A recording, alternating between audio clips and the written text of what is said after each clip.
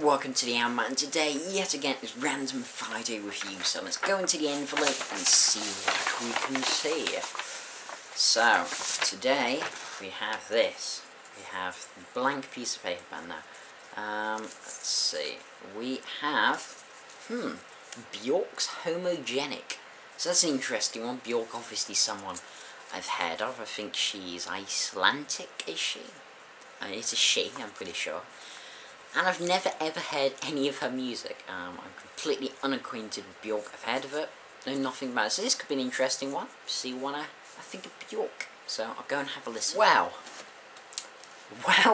This is an album I didn't think I'd ever be covering, mainly because I haven't ever heard of it until today. Yeah, Bjork, not an artist I really ever saw myself reviewing on this album. I mean, Icelandic, eclectic pop music. Not something I particularly know anything remotely about.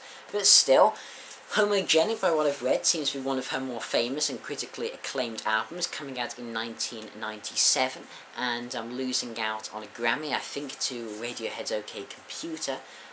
Again, just stuff where I'm not 100% sure. And yes, interesting album. So track listing below. So what do I think of this album? Well, let's just talk about what it is. Because it's one of those, I had to listen to this 3 times. It's one of those.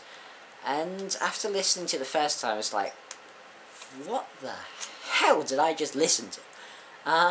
The words I used at the beginning really sums this album up the most: eclectic.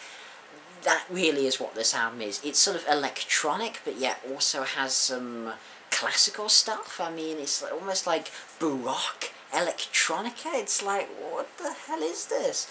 And then you have the, before we talk about the actual songs, let's just talk about Bjork's voice. Wow.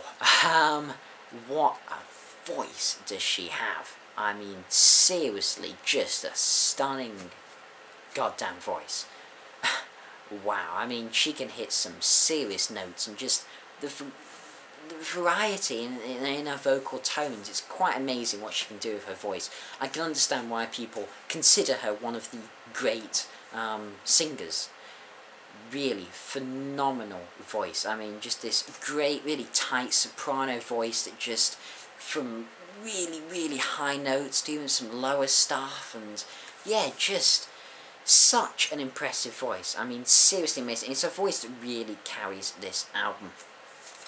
So, what do I think of this album? I think it's a mixed bag. I don't think it's quite the masterpiece some people hold it up to be. Many people hold it up to be just this absolute pillar of electronic music, really. I think it's decent, but again, electronic music has never been my favourite type. You know, things like Radiohead, yes, I do now like Kid A. That's something fairly new. It's literally taken me about 9 or 10 listens, but I do actually quite like it. It's hardly my favourite album of all time, but or my favourite Radiohead album, but it's decent. And speaking of Radiohead, this album, one side I do want to talk about, features Thom Yorke's favourite song of all time, which is Unravel. And it's interesting. This is like a 3.5 minute song, and I can sort of, well, it's not exactly going to go on my list of top 100 songs. I can sort of understand.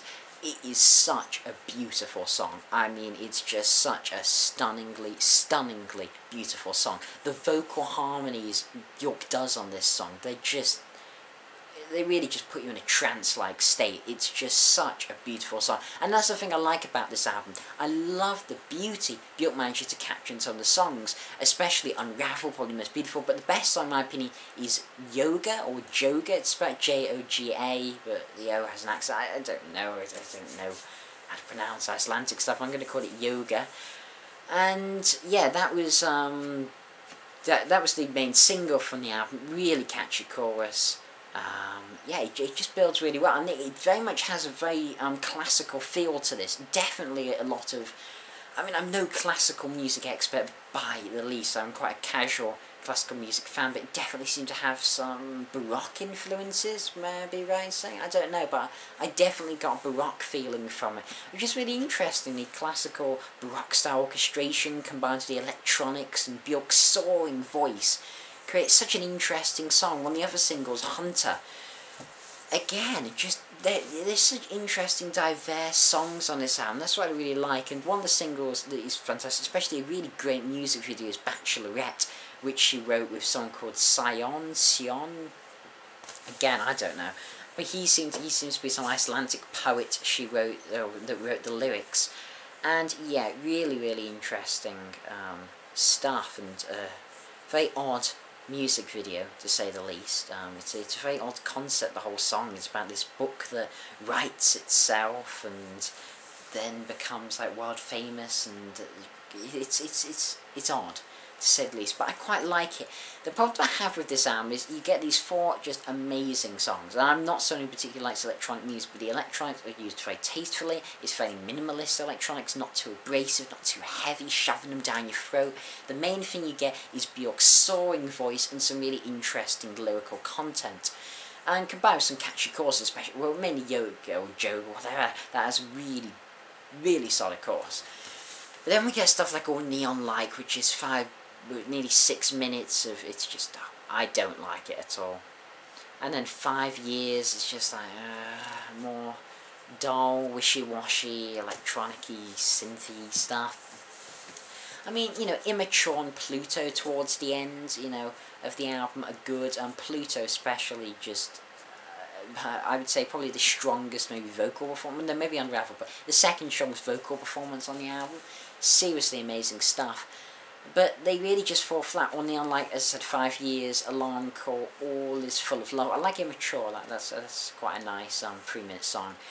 The rest of it just doesn't do it for me. I find it boring, even though it's not a long album. It only comes in about 40 odd minutes. I mean, you know, none of it particularly drags, but I did feel myself getting a bit bored, a bit overwhelmed, I suppose, with everybody electronic sounds at that point. And it just, I don't know, those songs just didn't seem as interesting or diverse as the earlier stuff. So what I wouldn't call this, I mean, I've seen reviews giving this 10s and 9.9s and all various things. I wouldn't quite say this is a masterpiece. I'd say it's an album that you should experience, but would I call it a classic?